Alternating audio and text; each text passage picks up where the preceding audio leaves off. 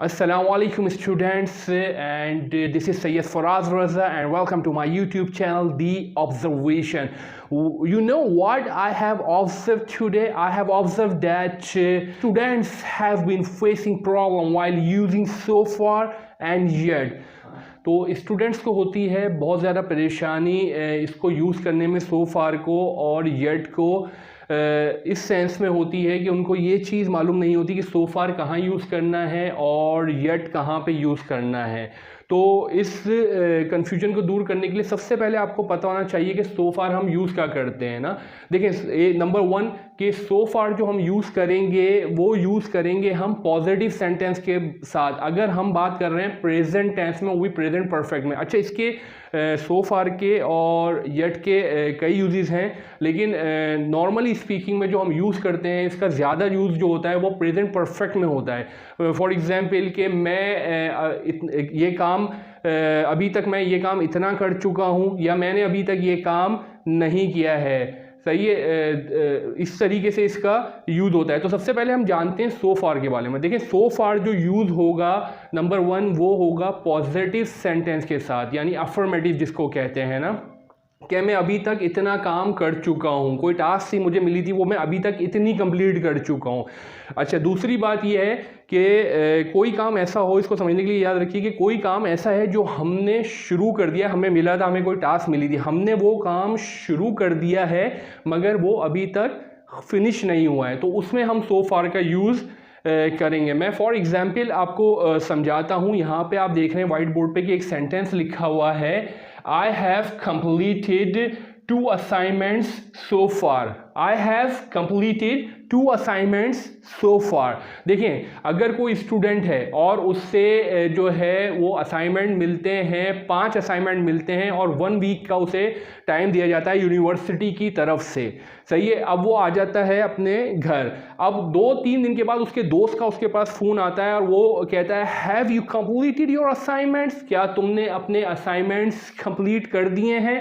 तो वो उससे अगर ये कहना चाह रहा है कि उसको कितने असाइनमेंट मिले थे, 5 असाइनमेंट मिले थे, तो वो उसमें से 2 कंप्लीट कर चुका है। अभी 2-3 दिन गुजरे तो 2 वो कंप्लीट कर चुका है। तो वो क्या बोलेगा, आई हैव कंप्लीटेड 2 असाइनमेंट्स सो फार, यानी वो जो टास्क उसे मिली थी 5 असाइनमेंट की वो शुरू कर चुका है, वो शुरू कर चुका है, लेकिन उसने फिनिश अभी कंप्लीट नहीं की है ना। यानी कोई ऐसा एक्शन जो वो शुरू कर चुका है लेकिन अभी उसने कंप्लीट नहीं किया है, तो क्या यूज़ किया हमने उसके लिए सो फार यूज़ किया। इसी तरह दूसरी एग्जाम्पल्स देखिए, ये लिखा हुआ है few guests have come so far, few guests have come so far. For example इसकी मिसाल देके बताता हूँ कि फॉर एग्जाम्पल के आज मेरे घर में मैंने दावत रखी हुई थी ना, तो कुछ मेहमान मेरे पास आने वाले थे। इसी दौरान जो है मेरा जो भाई है वो कहीं घर से बाहर चला गया है अपने फ्रेंड्स के साथ। ये एग्जाम्पल देके समझा रहा हूँ, फ्रेंड के साथ वो चला गया है। तो अब क्या होता है कि 8-8:30 बजे अमूमन डिनर का टाइम होता है, 8:30 बजे तक ना। तो 8:30 बजे मेरे भाई की कॉल आती है और वो मुझसे पूछता है क्या हुआ, क्या मेहमान घर आ गए हैं, यानी मेहमान आ चुके हैं जो आपने डिनर पे बुलाया था। तो मैं उसे क्या बोलूँगा, अब उसकी सिचुएशन मेरी क्या है कि उसमें से कुछ मेहमान आ चुके हैं। फॉर एग्जांपल 10 गेस्ट बुलाए थे तो 4 या 5 गेस्ट अभी तक आ चुके हैं। तो मैंने क्या बोला, फ्यू गेस्ट हैव कम सो फार, यानी कि कुछ मेहमान आ चुके हैं अभी तक क्या आ चुके हैं, कुछ मेहमान आ चुके हैं। इस जुमले को मैं इस तरीके से भी बोल सकता था कि या तो अब कुछ मेहमान आ चुके हैं ये बोल सकता हूँ, या अभी तक कुछ मेहमान नहीं आए हैं ये भी बोल सकता हूँ। तो जब हम ये यूज़ करेंगे कि अभी तक कुछ मेहमान आ चुके हैं, यानी मैं पॉजिटिव की बात कर रहा हूँ, तो इसमें मैं सो फार का यूज़ करूँगा। अब समझ गए होंगे इसको कि सो फार क्या होता है। अब समझाता हूँ येट क्या होता है ना। येट क्या है basically, When we expect something to happen soon, यानी हम जब ये एक्सपेक्ट करते हैं कोई ऐसा काम है जो अभी तक हुआ नहीं है लेकिन जल्द ही वो होने वाला है, ये है येट। ये अपने जहन में बिठा लीजिए, ये येट है कि कोई ऐसा काम जो एक्सपेक्टेड है कि हो जाएगा, लेकिन अगर मुझसे आप कोई पूछ रहे हैं तो बोलूँगा अभी तक तो नहीं हुआ है ना, अभी तक नहीं हुआ है।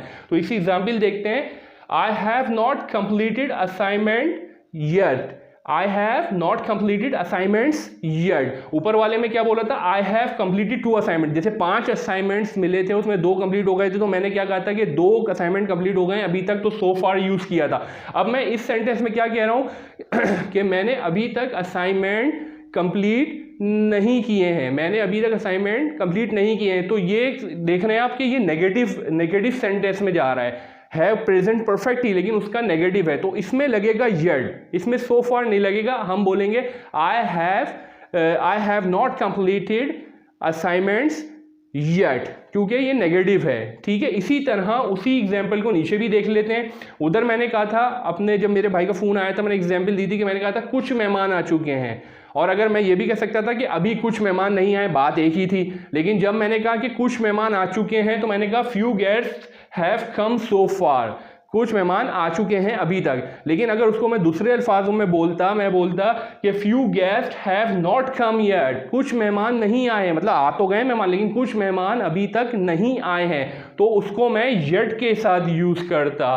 आई होप कि आपको ये चीज़ समझ में आ गई होगी कि सो फार का यूज़ जो है वो पॉजिटिव के साथ होता है प्रेजेंट परफेक्ट के अंदर, और अगर नेगेटिव सेंटेंस बना रहे हैं तो उसका येट यूज़ होगा। Thank you very much.